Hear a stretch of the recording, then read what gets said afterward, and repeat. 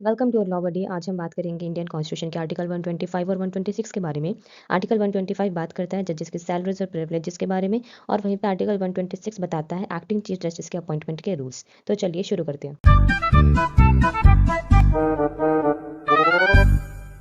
Article 125 का clause 1 कहता है कि सुप्रीम कोर्ट के जजेस की सैलरी पार्लियामेंट डिसाइड करती है लॉ के थ्रू। लेकिन जब तक पार्लियामेंट कोई लॉ नहीं बनाता तब तक जजेस को सैलरी सेकेंड शेड्यूल में जो मेंशन है वही मिलेगी। मूविंग टू क्लॉज 2, ये कहता है कि हर जज को प्रिविलेजेस, अलाउंसेस, लीव और पेंशन के राइट्स मिलते हैं। ये भी पार्लियामेंट लॉ के थ्रू डिसाइड करती है। जब तक पार्लियामेंट कुछ और डिसाइड नहीं करती तब तक जजेस को सेकेंड शेड्यूल में स्पेसिफाइड राइट्स मिलते रहेंगे। इसी के पास हमारे पास एक प्रोवाइजो। ये कहता है कि जजेस के प्रिविलेजेस, अलाउंसेस, लीव और पेंशन के राइट्स को उनके अपॉइंटमेंट के बाद उनके डिसएडवांटेज में चेंज नहीं किया जा सकता।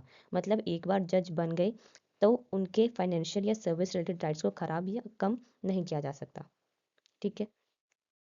Then we have article 126। ये कहता है कि अगर चीफ जस्टिस ऑफ इंडिया का ऑफिस वैकेंट हो जाए या चीफ जस्टिस किसी वजह से, जैसे कि एब्सेंस, इलनेस या कोई और रीजन, अपनी ड्यूटीज परफॉर्म ना कर पाए, तो प्रेसिडेंट किसी और सुप्रीम कोर्ट जज को अपॉइंट करेगा एज एक्टिंग चीफ जस्टिस। ये acting chief justice of India तब तक ड्यूटीज परफॉर्म करेगा जब तक original chief justice of India वापस अपनी ड्यूटीज एज्यूम नहीं कर लेते या नए सीजीआई अपॉइंट नहीं हो जाते।